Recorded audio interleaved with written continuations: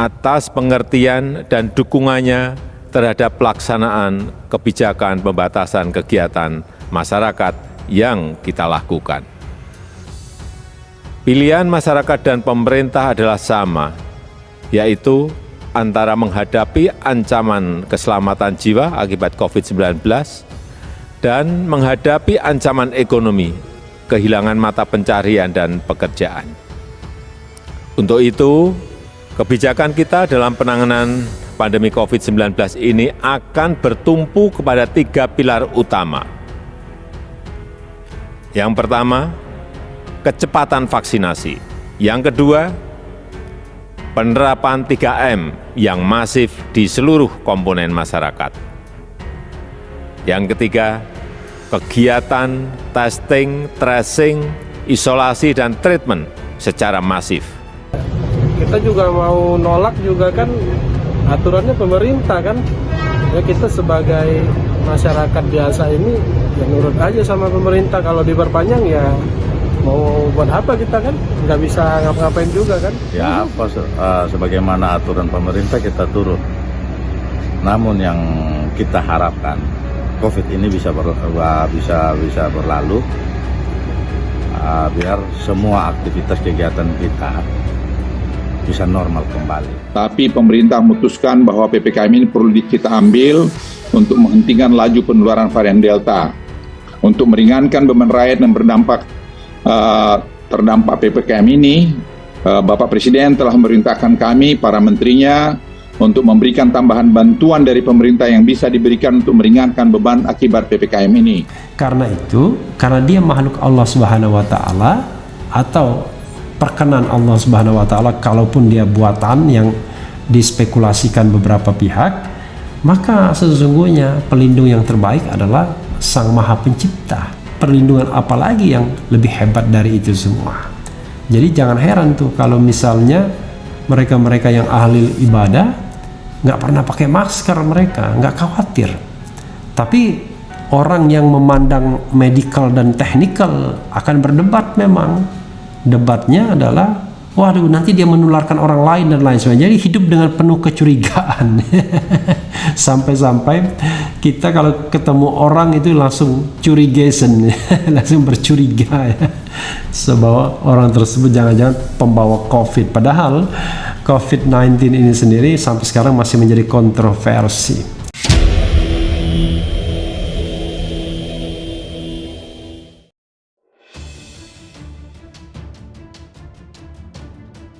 Tak setuju PPKM level 4 diperpanjang, anggota DPRD Pekanbaru mengatakan vaksin yang harus diperbanyak. Berbagai masukan dan saran diberikan sejumlah kalangan terkait berakhirnya PPKM level 4 pada Senin hari ini, termasuk halnya masukan dari anggota DPRD Pekanbaru Sigit Yuwono ST. Politisi senior Partai Demokrat ini justru meminta kepada pemerintah agar PPKM level 4 tidak diperpanjang lagi, sebab pelaksanaan PPKM level 4 tak memberikan dampak yang berarti. Bahkan hampir setiap hari kasus penyebaran COVID-19 khususnya di kota Pekanbaru makin meningkat, sehingga PPKM level 4 yang digadang-gadangkan bisa menekan angka COVID tidak berhasil.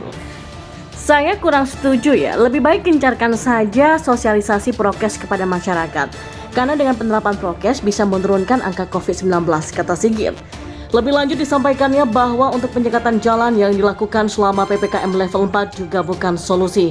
Sebab dengan penyekatan jalan yang dilakukan menimbulkan kemacetan luar biasa di beberapa titik.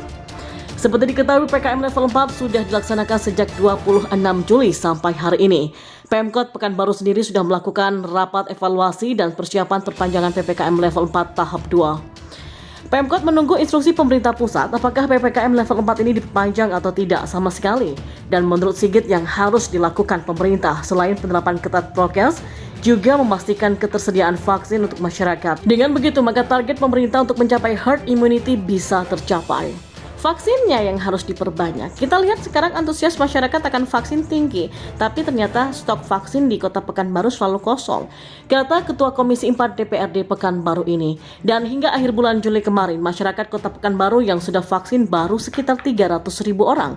Sementara target hingga akhir tahun 2021, masyarakat Pekanbaru yang harus divaksin sekitar 700.000 orang.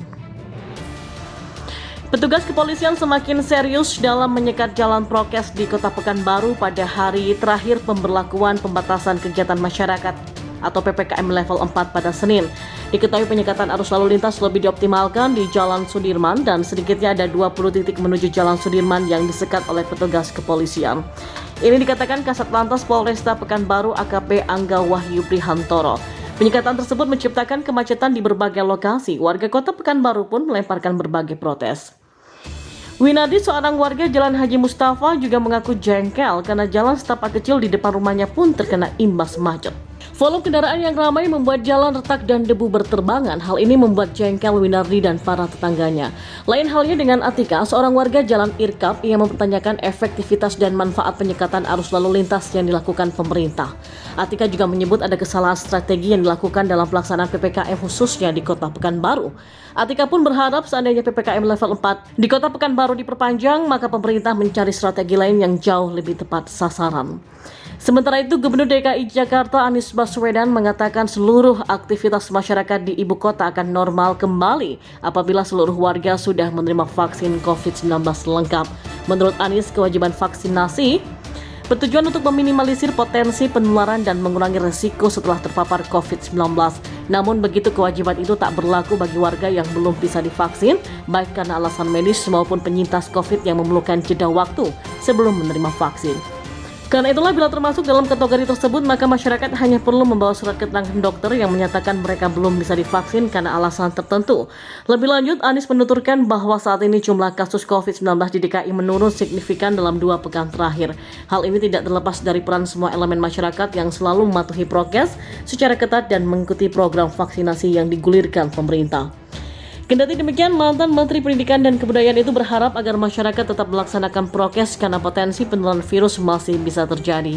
Dan diketahui hingga saat ini jumlah warga di DKI Jakarta yang telah menerima vaksin dosis pertama sebanyak 7.507.340 atau 85,2%. Sementara jumlah warga yang menerima dosis vaksin kedua sebanyak 2.667.299 atau 30,3% dari target vaksinasi di DKI Jakarta. Sementara informasi yang beredar mengenai WNA China yang masuk ke Indonesia kabarnya tiba di Bandara Soekarno-Hatta Cengkareng pada 7 Agustus 2021. Mereka datang sekitar pukul 3.56 pagi dan keluar dari Bandara Soekarno-Hatta dengan pengawalan. Atas nama fraksi, Syarif mendorong Presiden Jokowi untuk mencari tahu kebenaran informasi tersebut dan jika benar adanya maka Presiden harus memberikan sanksi yang tegas. Dan memang beredar informasi tentang rombongan warga negara asing atau WNA asal China pada Sabtu kemarin. Hal tersebut pun langsung ditanggapi Wakil Ketua MPR RI dari fraksi Partai Demokrat Syarif Hasan.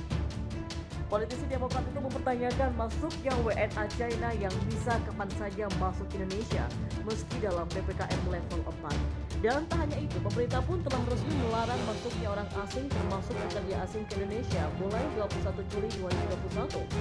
Aturan tersebut dikeluarkan bersamaan dengan pemberlakuan pembatasan kegiatan atau masyarakat atau PPKM. Informasi yang beredar mengenai WNA China masuk Indonesia kabarnya tiba di Bandara Soekarno-Hatta Cengkareng pada 7 Agustus kemarin.